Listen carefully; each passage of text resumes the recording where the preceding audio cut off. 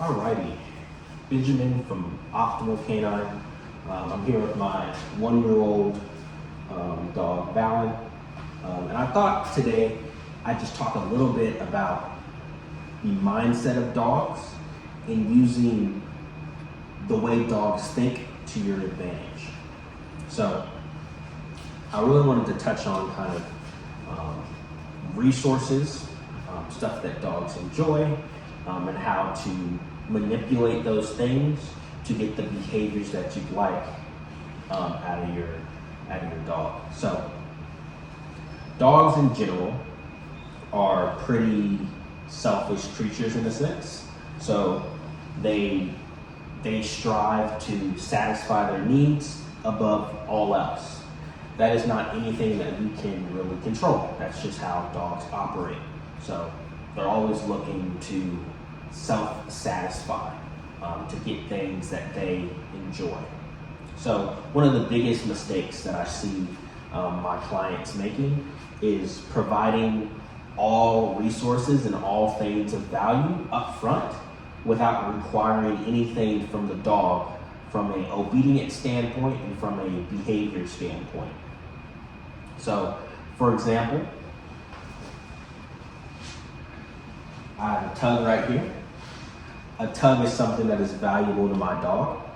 I'm not going to leave the tug just laying around on the floor for him to chew up and for him to get his drive and his desire out without me present. I'm going to use the tug to show him what I'd like him to do and help him behave in a productive way.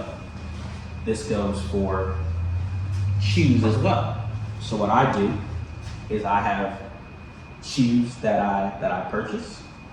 These are fully edible chews that the dogs enjoy.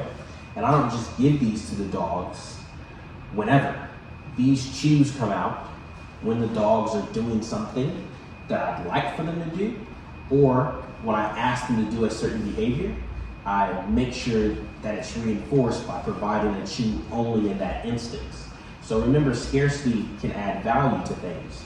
So if I'm saying, oh, I'm only giving you this chew when you do this specific behavior, the dog is going to be motivated to do the behavior, and the dog is going to really enjoy the chew because it's only coming out in those specific circumstances. So this goes for a tug, this goes for a chew, this goes for food in general, your dog's normal kibble. I always say when dogs are 8 weeks to about 6 months, really focus on all the resources coming from you, giving them things based on the behaviors that you'd like to see. This means kibble should not be put in a bowl. It should be given to the dogs through training, through obedience, through hand feeding. So that being said, I'm going to give some examples of how I motivate Valen to do things that I'd like him to do. And I'm going to use first a tug. I don't usually play with my dogs in the house. That's a conversation for a different video. But I don't want my dogs thinking that house time is playtime.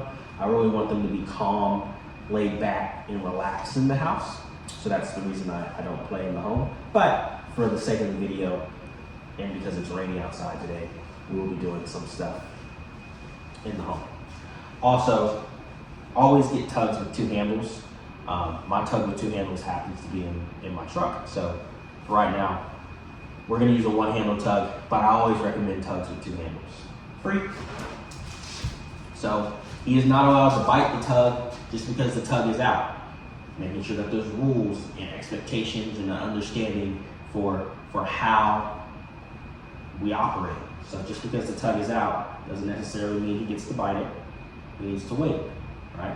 So I'm gonna use obedience to kind of show the dog what I'd like him to do, and then I'm gonna reward the obedience with the tug as my motivator. Place. Good. And I'm gonna tilt my camera a little bit. Free. Okay. Back up a little bit. And the thing that's great about dogs is they perform behaviors based on what they've been rewarded for in the past. So he's been rewarded for sitting in front of you. So he's performing that behavior to see if he can get what he wants. So be predictable. Motivate the dogs by showing them that if you do these behaviors, I'm going to give you everything you like. Plots, good. Asi, good. Dabble, good. Asi, good.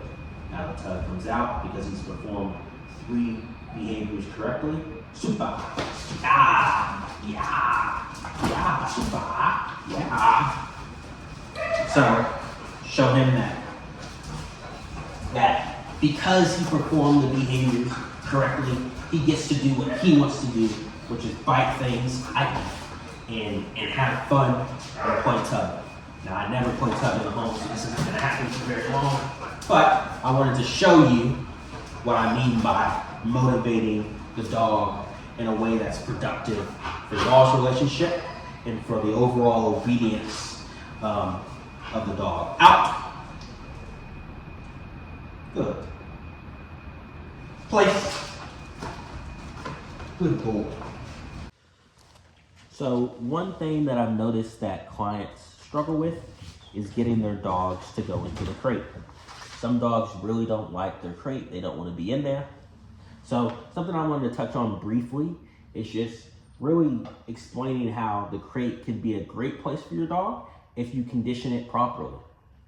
So that means that when you're asking your dog to go in the crate, you should be providing a high value reward or reward in general every time that they go in so they enjoy that spot.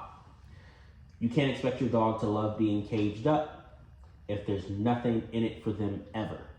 So over time, you can fade this out. You can fade rewarding out as much, but at the beginning, in the foundational stages of crate training, you really want to make sure that there's something in it for them, so they really enjoy it. So I'm gonna show y'all how my dog gets in the crate, and that can be how your dog gets in the crate if you listen to the steps that I'm putting down for y'all.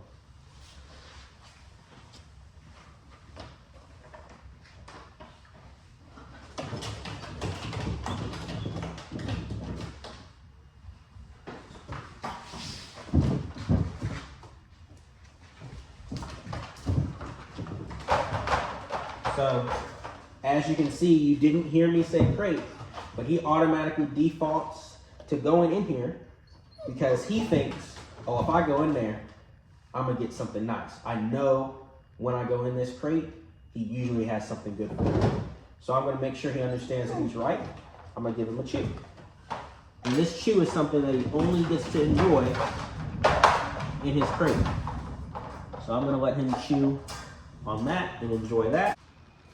But just remember that dogs operate on a system of what can I get? How can I acquire the things that I want? Whether that be barking at a dog, whether that be barking at people, whether that is food, whether that's a chew, whether that's play, a toy, a tug, it doesn't really matter. Dogs genetically each have their own motivators, but at the end of the day, you as the owner of the dog need to pay attention to what your dog likes and enjoys and figure out how you can incorporate that in getting the dog to do what you'd like them to do. And the biggest step to really make yourself successful is by saying, I'm going to hold the resources and provide them as I see fit based on behaviors that the dog does that I like versus don't like. So I hope this helps. Hope it was an informative video. Like and subscribe for more videos, and stay tuned.